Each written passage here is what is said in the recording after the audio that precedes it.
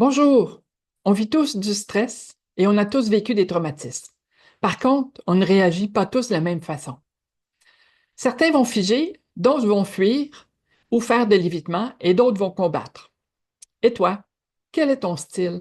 À toi de découvrir dans cette vidéo. Aujourd'hui, dans notre série sur l'empreinte des traumas, nous allons découvrir ensemble ce qu'est un trauma et quels sont les mécanismes du système nerveux que le système nerveux met en place pour nous garder en sécurité et hors de danger. Alors, je m'appelle Anne-Marie Lévesque, massothérapeute et ergothérapeute retraitée. Je m'intéresse aux impacts des traumatismes sur le corps et aux moyens de les diminuer à l'aide de la massothérapie. Ma mission est d'aider les personnes aux prises avec des traumatismes à s'apaiser et à être mieux dans leur corps.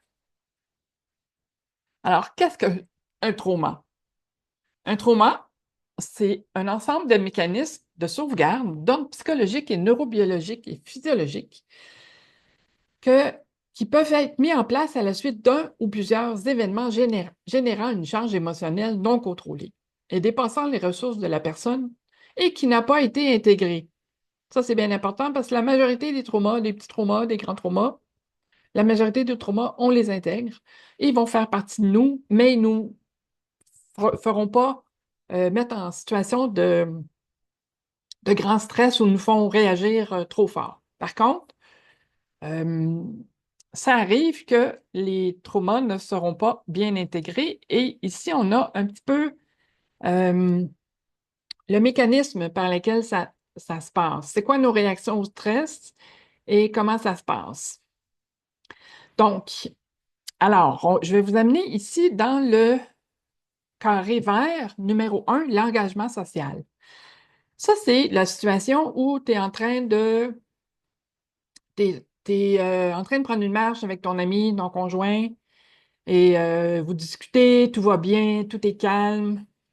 Et là, oups, on détecte un danger. Oh, il y a un bruit dans le bois, on ne sait pas trop. Hein?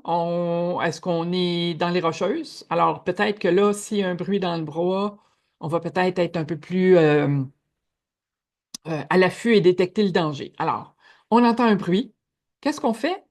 On va orienter notre oreille, on va orienter vers le bruit. On se tourne la tête, savoir, oh, OK, qu'est-ce que c'est là? Et on va s'immobiliser. Hein? C'est comme, chut, écoute, j'ai entendu quelque chose.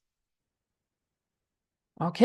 Puis là, dépendant si on le voit ou pas, mais dans ce cas-ci, on voit le, mettons, un guépard ou peu importe, un animal qui nous fait peur. Et lui, on va dire, OK, devant ces gros ours-là, est-ce que je peux fuir? Hmm, probablement qu'il va me rattraper. OK. Prochaine étape. Mais ça, on n'y pense pas trop, hein? Notre corps, il sait quoi faire. Prochaine étape, est-ce que je peux le combattre? Il est gros un petit peu. Alors, probablement qu'on va s'immobiliser et faire semblant et faire le mort. Ça, c'est une stratégie qu'on peut utiliser. Alors, en faisant l'immobilisation, on peut s'effondrer ou avoir une immobilisation tonique prête à sauter. Alors, s'effondrer, faire le mort, comme les opossums, par exemple. euh, En fait, on peut être aussi en état de dissociation pendant ce temps-là. Euh, la dissociation, c'est quand vraiment là, notre conscience sort de notre corps, c'est trop intense, on n'est pas capable de vivre ce trauma-là. Fait qu'on est notre corps dans un exemple d'une agression sexuelle, par exemple. Ça se peut qu'on dissocie, là, parce que c'est intenable. Puis on n'est pas capable de fuir, on n'est pas capable de combattre. La seule chose qu'on peut faire, c'est vraiment de rester immobilisé et de dissocier, euh, parce que c'est intenable comme situation.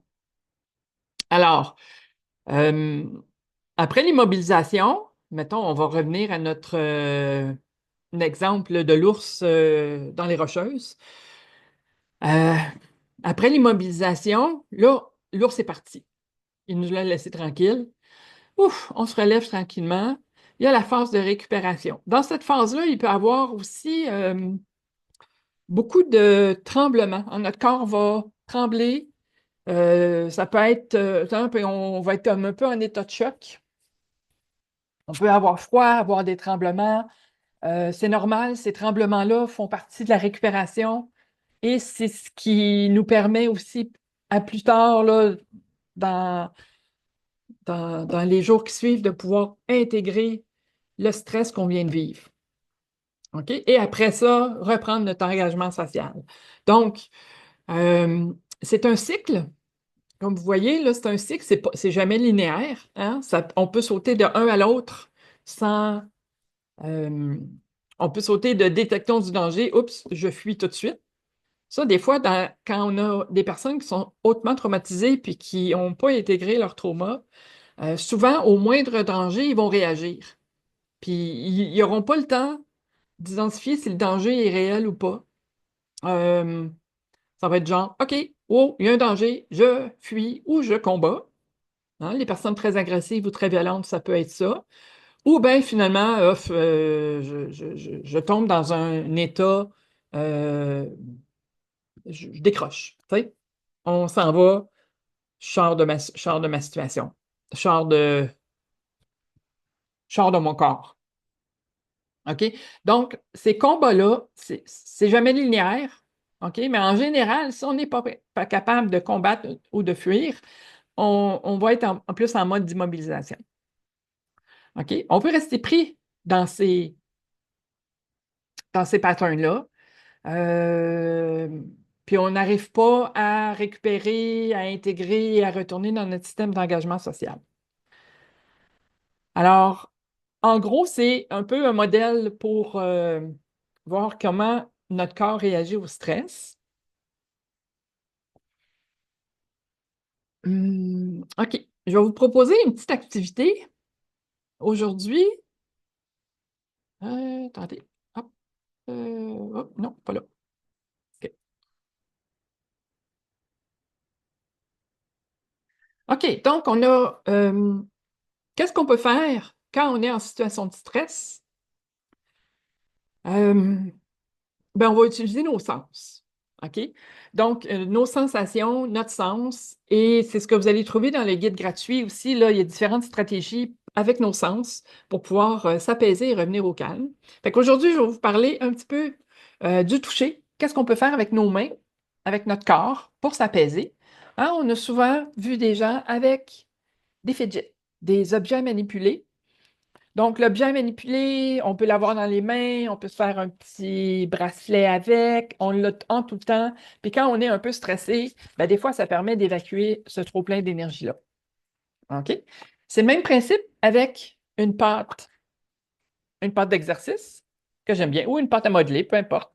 Ce que j'aime de ceux-là, c'est elles ne vont jamais, elles ne tâchent pas et ne vont jamais euh, sécher. Donc, c'est des pâtes d'exercice. Il y en a à différentes duretés. Il y en a des plus molles que celle-là. Celle-là est un petit peu molle. Mais si on a besoin de, de- de- de- de décharger un petit peu de stress ou d'anxiété, là, ça peut être assez efficace. OK? Fait que ça, vous pouvez traîner ça dans votre auto, dans votre sac à main. C'est des choses qui sont faciles à traîner. L'autre chose aussi qu'on peut utiliser, c'est un, euh, un sac magique. Un sac magique, on peut le faire chauffer et aussi, c'est apaisant. La chaleur peut être apaisante et aussi le poids. C'est sûr, c'est pas aussi pesant qu'un toutou lourd, par exemple, mais ça peut être quand même apaisant de l'avoir sur soi. Ça nous, ça nous ground un peu. Hein? Fait que ça, c'est une stratégie là, qu'on peut avoir pour s'aider à rester calme. Une autre stratégie, un autre truc, c'est avoir des objets mous, selon d'où, selon ce que vous aimez. Hein, avoir quelque chose qui est réconfortant. Ça peut être un toutou, un oreiller, une doudou. Euh, Puis ça, c'est tu sais, de dire, ah, ça fait du bien, je me sens bien, c'est doux, ça me calme. OK? Donc, euh, donc c'est ça. Ça, c'est des petites stratégies. Et aussi, d'autres. Excusez-moi, je cherche ma. Bon, partons. Alors, d'autres façons aussi, vous pouvez télécharger ce guide-là qui est dans le lien. Le lien est dans la description du vidéo. Puis aussi, si vous avez aimé